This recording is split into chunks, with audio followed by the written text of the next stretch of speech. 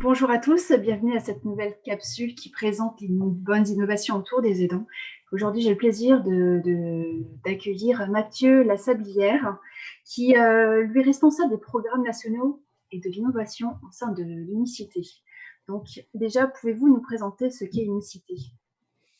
Oui, bonjour à tous et toutes. Donc, Unicité, c'est une association qui est née il y a 25 ans et qui a pour objectif de permettre à tous les jeunes qui en ont envie de pouvoir s'investir pendant 6 à 8 mois sur des missions d'intérêt général qui sont accessibles à tous et sans prérequis de compétences pour permettre une mobilisation de tous les jeunes dans la diversité. C'est aussi l'ADN de l'association de pouvoir faire travailler en équipe des jeunes qui ont des parcours, des cultures différentes pour faire aussi tomber les barrières.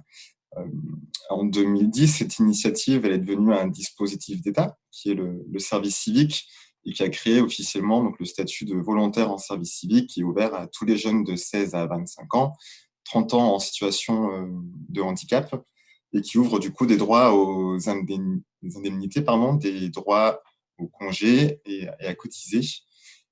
Tant et si bien qu'aujourd'hui, Unicité est présente dans 70 territoires environ et on accueille chaque année 7000 jeunes qui se mobilisent dans l'intérêt général pour être utiles à eux, mais aussi aux autres. Et donc pour ça, l'association met en œuvre des missions qui répondent à des besoins sociétaux, environnementaux, tels que l'isolement des personnes âgées, la transition écologique, énergétique, l'accès à la culture, au numérique, l'intégration des jeunes bénéficiaires de la protection internationale et aussi des actions à destination des personnes en situation de handicap et de leurs aidants. Donc des actions très précises et de proximité, d'après ce que je comprends. Exactement. Ce qu'on favorise, c'est l'apprentissage par l'action et au contact des bénéficiaires en direct pour que ça génère un sentiment d'utilité pour nos jeunes, tout en étant utile pour les gens qui reçoivent les services qu'on leur propose. Et en cette période de confinement, il est question aussi des aidants, la manière dont ils vivent cette situation. Donc, est-ce que vous avez mené des actions précises en leur faveur? Si c'était le cas déjà un petit peu avant, est-ce que vous pouvez nous en dire un peu plus en donnant des exemples? Depuis 2016, Unicité se mobilise auprès des personnes qui sont en situation de handicap d'une part, mais aussi auprès de leurs aidants. Et aujourd'hui, on a à peu près 500 jeunes qui, cette année, se mobilisent avec le soutien de Malakoff Humanis sur ces missions qui permettent de rompre l'isolement des personnes en situation de handicap et de leurs aidants par des visites qui sont hebdomadaires, des actions à l'extérieur du domicile pour recréer du lien aussi avec l'extérieur, donc des activités de loisirs, sportives, recréer du lien social, des rencontres aussi avec d'autres aidants, pour leur accorder aussi du répit, qui est le besoin premier qui est exprimé par les aidants généralement, accompagner la relation entre la personne qui est accompagnée et son aidant afin de faire vivre aussi les liens familiaux qui les lient initialement en dehors de cette relation aidant-aidé entre guillemets. Nos volontaires ont aussi une mission d'information, d'orientation des personnes vers les structures et dispositifs qui peuvent les aider en fonction des besoins, mais aussi de sensibilisation du grand public au handicap, à l'aidance, afin de faire changer le regard sur ces sujets, mais aussi identifier des situations d'aidance auprès de personnes qui ne se considèrent pas encore comme aidants, mais qui le sont. On sait que même chez nos jeunes, à nous, à travers ces programmes, il y en a qui finissent par réaliser qu'en fait, ils sont aidants. Et c'est hyper important si on veut les accompagner. Et en quoi c'était pour vous important de mettre en avant ces actions? En quoi avez-vous identifié au sein de l'Unicité que ces actions avaient une importance? Parce qu'on sait qu'aujourd'hui, il y a plus de 10 millions de personnes qui sont en situation de handicap, un peu plus en situation d'aidance, sur des sujets qui sont des fois méconnus du grand public, qui peuvent générer aussi des a priori, de l'isolement. Il nous semblait indispensable que nos jeunes se mobilisent en fait sur ces sujets pour que eux aussi soient des citoyens qui soient informés, engagés et qui répandent aussi alors, entre guillemets la bonne parole et qu'on puisse toucher à la fois les gens qui en ont besoin, mais aussi le grand public pour essayer de faire évoluer les choses. Et bien sûr, ces actions, elles continuent là dans le cadre du confinement. Il nous semblait complètement… De quelle manière? Nos jeunes, du coup, ont gardé le lien avec toutes les personnes qu'ils accompagnaient depuis le début de leur service civique. Donc, ça passe par des appels téléphoniques, des visios, des Skype quand les personnes sont équipées. Ils envoient des lettres, ils font des dédicaces radio.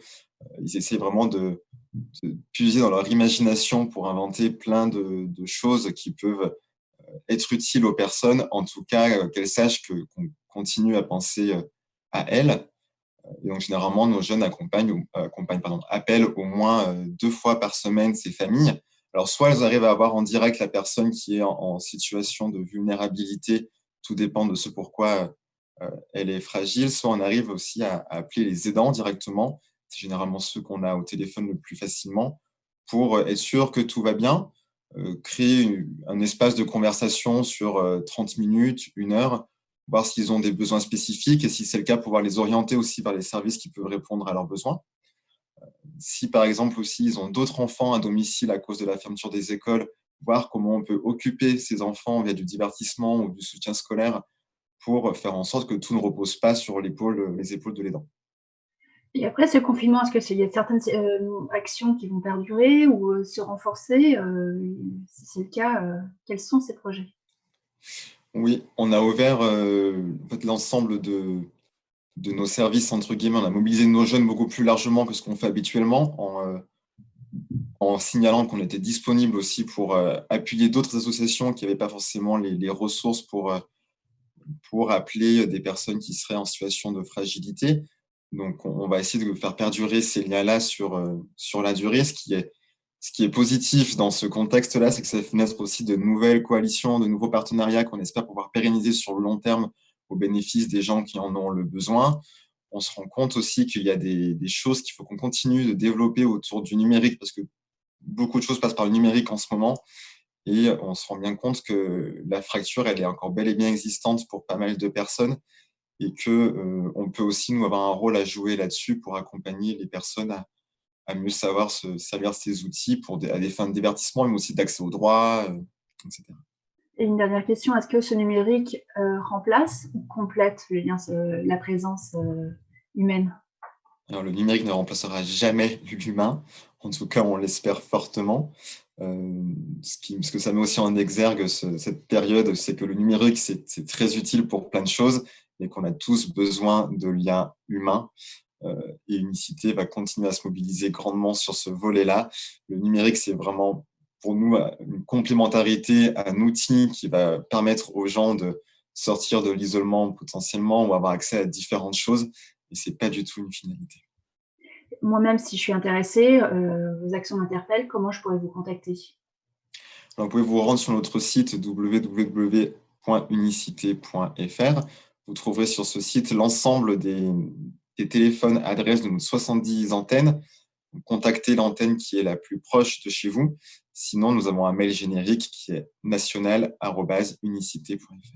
Donc, très bien. Merci beaucoup Mathieu de nous avoir partagé votre témoignage et ce que vous faites au sein de Unicité, ce que vous proposez. Donc, Merci à vous. je vous en prie. Et puis à nous, je vous remercie de nous suivre. Donc, je vous donne rendez-vous pour une prochaine capsule. À bientôt. Au revoir.